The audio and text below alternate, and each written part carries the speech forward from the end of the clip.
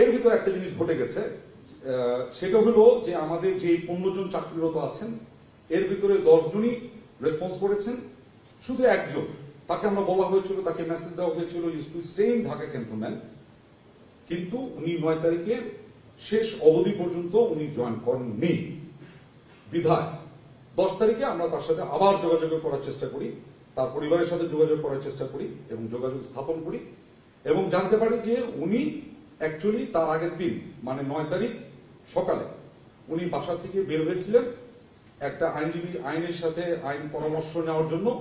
উনি আইনজীবীর সাথে দেখা করতে বাসা থেকে এই বলে বের হয়েছিলেন, কিন্তু অদ্যাবধি উনি বাসায় আর ফেরত আসেননি এবং আর তার সাথে মোবাইলেও যোগাযোগ করতে পারছেন না। এটা হচ্ছে, আমি নামই বলে দিই, আপনারা জানেন মেজর জেনারেল কবির, ওনার ওয়াইফেও যোগাযোগ করার চেষ্টা করেছেন, এখন পর্যন্ত তার সাথে আর কোনো যোগাযোগ হচ্ছে না। Furniture just smarter, JMG furniture. এটার প্রেক্ষিতে আমরা কি করলাম বা আমাদের কি করণীয় ছিল, কি করতে পারছে, এটা সমস্ত ডিপার্টমেন্টের কিছু নিজস্ব এবং এটা দেশের প্রচলিত আইনের ভিতর থেকেই অনেক কিছু আমরা করি।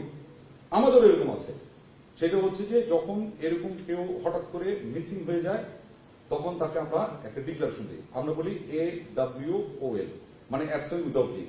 This is something illegal leave অথবা ইলিগাল অ্যাবসেন্ট, মানে আপনারা ওই পরিভাষাও বুঝতে পারছেন তো। আমাদের আর্মি পরিভাষা হচ্ছে AWOL, আপনার পরিভাষা হচ্ছে ইলিগাল অ্যাবসেন্ট।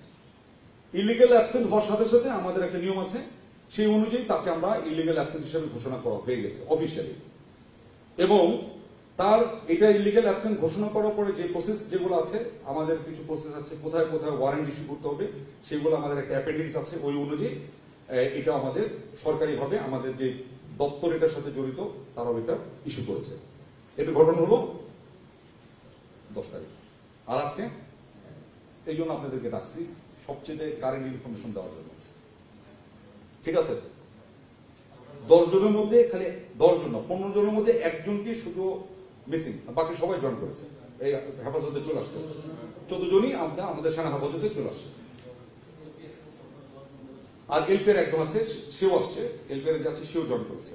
তো 15 জনকে 15 হচ্ছে অ্যাক্টিভ সার্ভিস, একজন হচ্ছে এলপিআর, এর ভিতরে একজন মিসিং, বাকি সবাই জয়েন করেছে। হ্যাঁ, 15 জন অলরেডি আমাদের সেনা হেফাজতে আল্লাহর মধ্যে সংযুক্ত হয়েছে। এখন আমি যে স্টেটটা দিলাম, এই স্টেটটা আপনাদের দেখার কথা ছিল। আরো কিছু আমরা কাজ করেছি, যেটা বললাম আপনার ইভেন অ্যাপেন্ডিক্স ও বলে একটা কথা আছে, ওখানে কার কার কাছে এই ওয়ারেন্ট যাবে, পুলিশের, অমুকের, ডিস্ট্রিক্ট অ্যাডমিনিস্ট্রেশন, এরকম একটা লম্বা লিস্ট আছে, ওই অনুযায়ী একটা কাজ চলতেছে। সাথে সাথে আরেকটা কাজও করেছি আমরা, সেটা হচ্ছে যে ডিজিএফআই, এনএসআই, বিজিবি সকলকে আমরা বলেছি ল্যান্ডপোর্ট, এয়ারপোর্ট, সিপোর্ট, যেখানে আছো, যার যেটা দায়িত্ব আছে, তোমরা একটু চেষ্টা করবা যে যাতে দেশের বাইরে উনি চলে যেতে না পারেন, ইলিগালি দেশের বাইরে যেতে না পারেন। এখন আপনি খেয়াল করে দেখেন, আমরা ওনার গ্রামের বাড়িতে আমার লোক পাঠাতে, উনি যে গ্রামে গেছে কিনা তাও তো জানি না, ওনার বাড়ি হলো নেত্রকোনার দিকে, তো লোক পাঠাতে হতো, লোক গেছে, খোঁজ নিচ্ছে, আত্মীয় স্বজনের বাসা তো যেতে পারে, খোঁজ নিচ্ছে। আমরা বলবো যে দেশের বাইরে চলে যেতে পারে, এটাও আমরা মাথায় নিচ্ছি, দেশের বাইরে যাবে না বলছি না, ওদিকেও যেরকম খোঁজ নিয়েছি এদিকেও খোঁজ নিচ্ছি। উনি কোন একটা রোড অ্যাক্সিডেন্টেও কিছু হইতেও পারে। আমরা কি বলি, একটা মানুষ হারাই গেলে তো নাটক সিনেমা তো দেখছেন, আগে বলে যে থানায় খোঁজ নাও, হসপিটালে খোঁজ নাও, আমরা এগুলোও করছি। এট দ্য সেম টাইম দেশের বাইরে যাতে না যেতে পারে এই জন্য আমি ব্যক্তিগতভাবে ডিজিএনএসআই, বিজিবি এবং ডিজিডিএফআইকে আমি নিজে ফোন করেছি, নিজে আমি বলেছি যে, এবং মোবাইল নাম্বারও দিয়েছি, ইত্যাদি ইত্যাদি।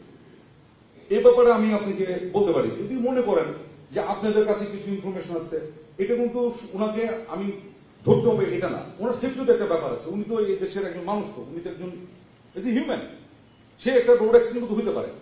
আপনারা যদি কোনো প্রকারে যদি মনে করেন যে না, আপনি একটা ইনফরমেশন দিলে আমাদের উপকার হবে তাকে এই করতে, ইউর মোস্ট ওয়েলকাম।